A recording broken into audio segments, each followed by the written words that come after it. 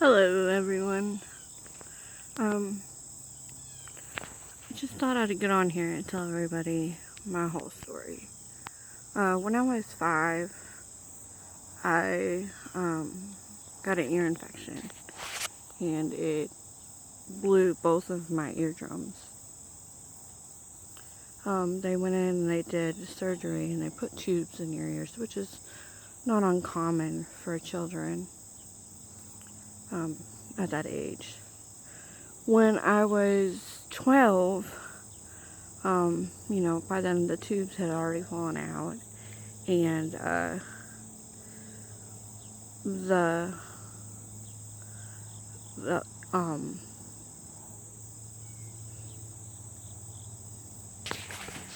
I started getting fluid behind my ears again. So they had to do the same surgery again when I was 12. About 2 years ago, when I was 31, I ended up with a very, very bad ear infection in both ears. It was so bad that, I couldn't hear anything unless somebody was screaming at me. So they went in and, again, they put tubes in my ears, and that took care of the problem for a little while. Back in January, I ended up with another ear infection. And right away, we knew that, if the ear infection didn't clear up, that tubes was what I was going to have to do again. But the medication that they gave me at the time wasn't strong enough, and it ended up causing my infection to become worse. They put me on another antibiotic, a little bit stronger. That took care of the problem for about 2 weeks. And then it became, an issue again. And, during that time, I was even losing my hearing. And I said, something's not right. So they went and they did, another round of antibiotics. And it cleared it up for, again, another 2-3 weeks. And then in about mid-March, by that time, I'd already had 3 ear infections. This is now my 4th. They went in, this one started in my better ear, which would be my right ear. My left ear has always been my worst. But my right ear has always been the better of my 2 ears, and usually when it does get infected, it isn't as bad as my left. But this time, it started in my right, and then went into my left, and about that time, I started having some very strange things happening to me. I would get up and I would have vertigo so bad that I couldn't even get out of bed. I mean, I spent, one episode lasted 24 hours before I could even get up. And I would have trouble, trouble walking from it. It would cause a lot of imbalance problems. It caused my head would bobble, which my head bobbling, I would feel it, but not everybody could see it. So, in a way, it was kind of invisible to people who didn't know, who weren't with me at home to know exactly what was going on. And then, around Good Friday, they went ahead and they, tubes, they knew they were going to have to do that again. So they went ahead and they did that. And about, I'd say 3 days after the tubes was in, and, mind you, this is my 4th surgery that I've had, so I kind of know what to expect.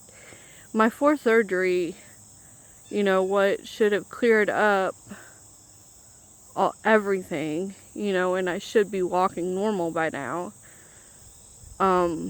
We realized I wasn't, and we called, my ENT, and he put me on steroids. He put me on some, of course they put you on antibiotic drops just to make sure you don't get an infection after they, because they do have to, puncture a hole through your eardrum type thing. So after they did that, I had an appointment to see him about 6 weeks later. So now we're talking like mid, what, mid April, May. And I knew it wasn't going to go away. There was something going on. So it was about, I don't know, it was about three weeks after my surgery, and I was still dealing with the vertigo, and I was dealing with some pretty intense vertigo, not being able to walk, not being able to get up and work. And then when I did go to work, I would work, 8, 10, hours, depending on my shift, and I come home and I was just drained. Like, there was nothing I could do. Trying to keep up with everything else was just out of the question. I was so fatigued. So, at that time I told him, I said, no, there's something going on. So I asked, made an appointment to see him sooner. And I went in, and right away he realized that, I was trying to tell him there's something really going on with me. And that, this isn't going away. There's something going on.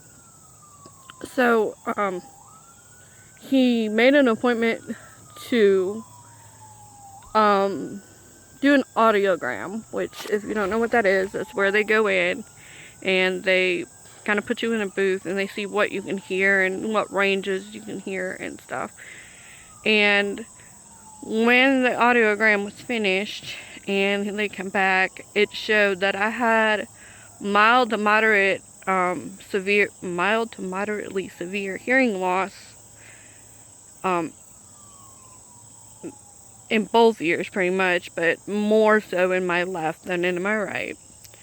But there was also a genetic condition that was going on that they could see just by the audiogram that was causing me, or that will cause me to eventually go deaf. So, with that, we're looking into getting hearing aids and stuff to help, because my ears ring all the time. Sometimes they ring so loud that I can't hear the person talking in front of me. When I get into a restaurant, I can't hear you. I really can't. Especially if it's busy. There's so much background noise that I don't understand what people are telling me. Anywhere where it's busy, anywhere where there's like a lot of background noises, I've even noticed, if I'm around a lot of computers, because you can hear the humming from the computer, but sometimes I can't understand the person in front of me. And with that, I decided to, we're doing American Sign Language classes, which I had taken up in the past. I'd actually started when I was around 12, just after my second surgery, because it was one of those things, like, it'll help when you have a sore throat. It will help when you have a ear infection and no one can understand what you're saying, or you can't understand what they're saying.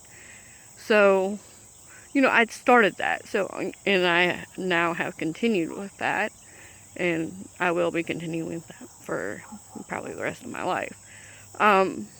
But after that, they said, they obviously, they wanted to know why the vertigo was so bad. Because, it showed that I was going deaf from a genetic condition, but it didn't really tell them why I was having the vertigo that intensely and that often. And we're talking like 5 to 7 days of a week. Like, it's bad at times.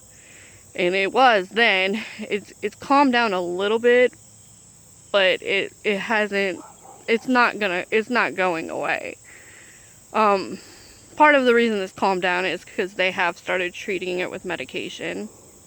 At that time, he thought that I was, it may be in the early stages of what's called Meniere's. And if you don't know what it is, I'll put links down below about, Meniere's and other vestibular problems, so that you guys can understand what I'm going through.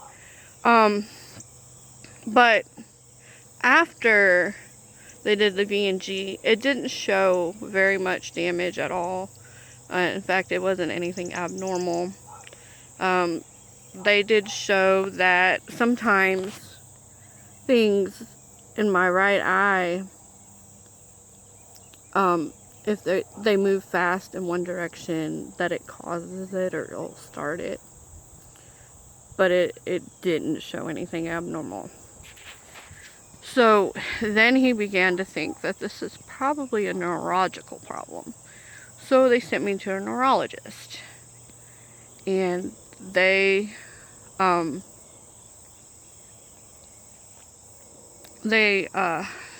went in, and the first time I seen him, he was, and I told him some of my history, and, they see, everything that I've already done so far up until this point.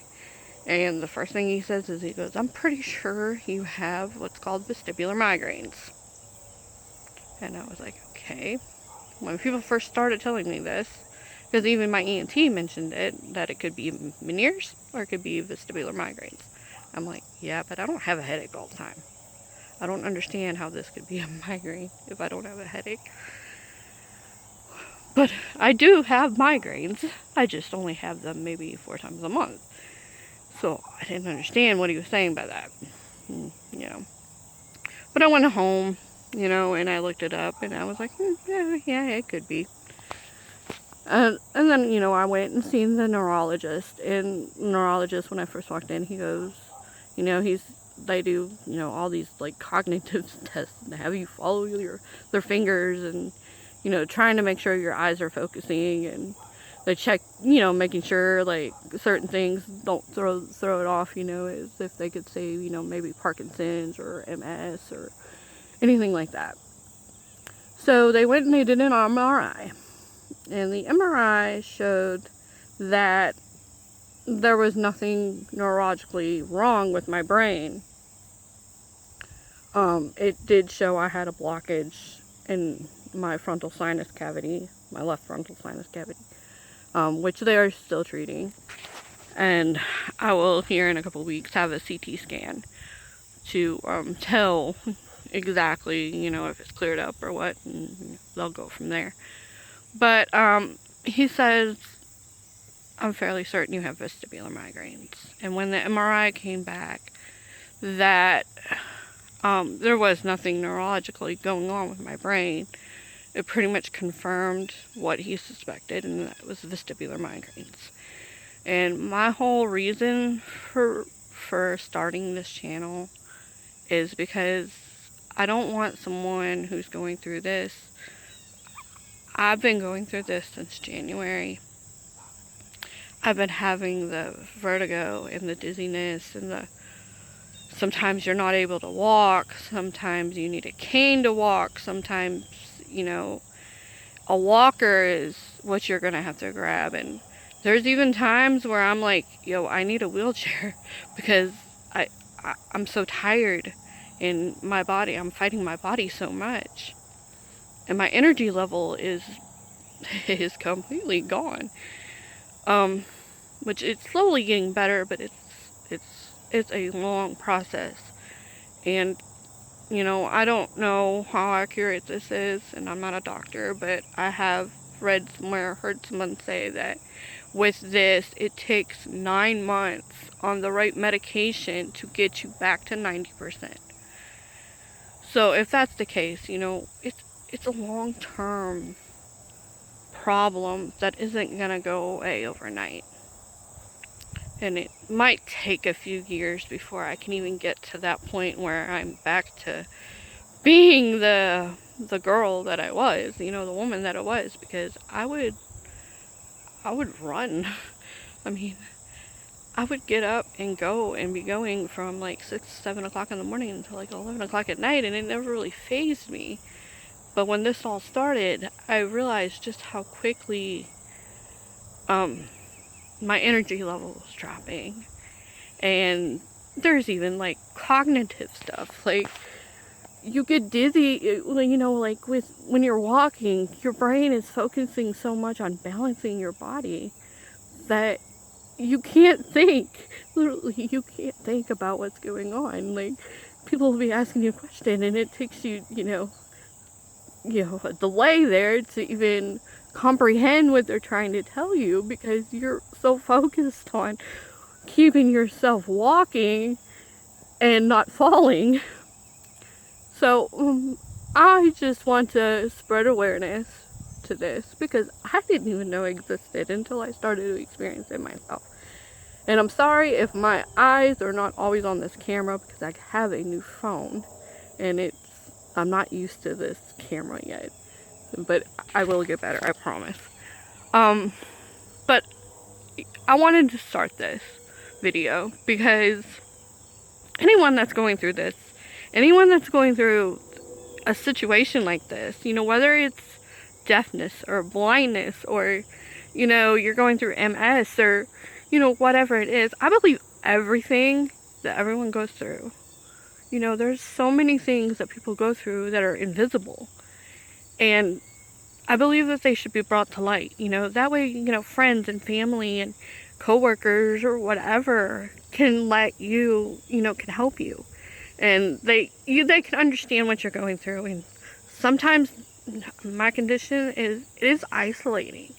You feel like you're the only one doing it, and then you realize you're not. There's just not a lot of information out there for people. There's not a whole lot of people who will post their stories so that you can hear, people's stories. I'm grateful. I have a great support system. My workplace has been very supportive, because as you can imagine, there's days I wake up and I can't walk. And if I can't walk, I can't drive. And if I can't drive, I can't go to work. And I work with little children. So this is always, a precaution of ours. If I'm feeling bad, then, I'll go home. It's okay. We're going to deal with it the way that we can. I do have good days, too. I have good days where I can work, Sorry, Brian. I have really good days where I can work, 4 or 5 hours. It doesn't faze me.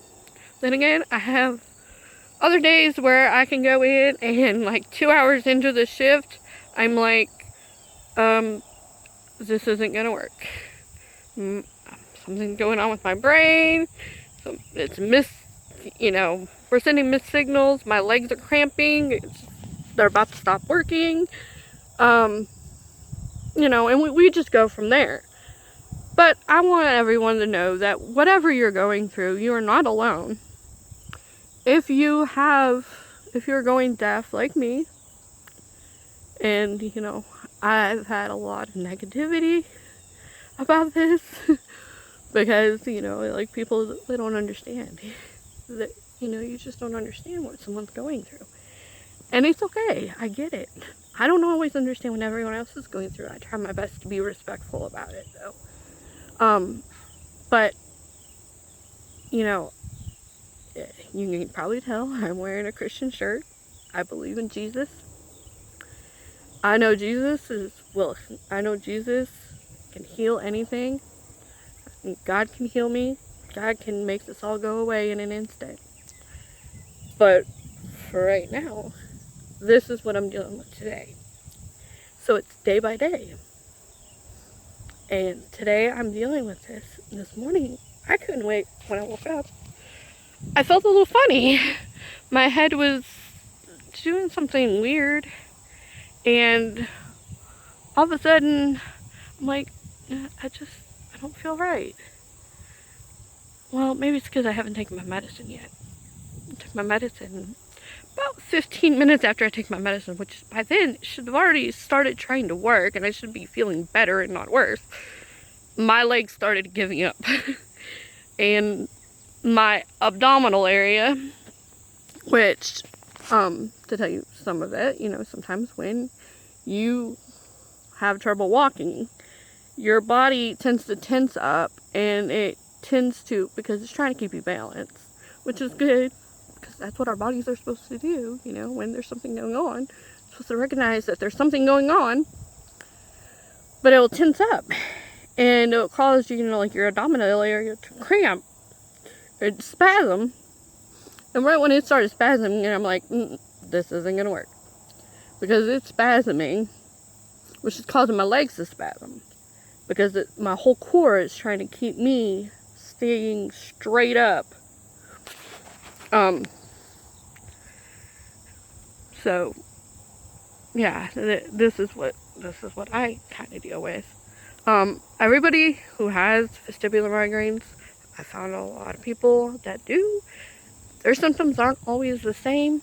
This is one of the things that makes it hard to diagnose. Same with Meniere's. If you have Meniere's, I've heard it takes years to be diagnosed with that, because there's not enough information that your body is giving the doctors, pretty much, unless you are in a more severe stage of it, which if I have that, then I'm not at the point where they can diagnose it yet. However, I have been diagnosed with vestibular migraines, and I can tell you a little bit about that, and I can tell you a little bit about my experience with that. But I wanted to post this because September is a month of it's Deaf Awareness Month, and that's DEAF, not death. Deaf Awareness Month, and next week, I believe, is also Balance Awareness Week. So anybody that's going through a balance problem, or anything that's going with a deafness problem, I'm with you. I feel it. That this has completely changed my life. It's completely changed my perspective, because I wake up and I can't do those 50 million things that I have on my to-do list. I can only do, maybe a quarter of them at this moment. So when I do them, I try to make sure that I space them out, or I, make it where what I think I have to do that particular day, if it can be moved to another day, I try to do that. Those are just, some of the things I do, and some of the things I'm experiencing, and I hope that whoever is watching this, if you're going through this, if you're going through anything similar to this, that this will help you. That's what my main goal is. I just want to help people. And I feel you. I'm with you. I understand completely what you're going through. I might not have the same situations, but I understand. And so, bye for now. And you'll probably be hearing from me a little bit more, because the more I find out, the more I'm going to share. And if anybody has any comments or questions, you can, link them down below. It's fine. I'll answer when I can, and as often as I can. But thank you. Thank you for allowing me to share my story, and I just hope that it touches somebody.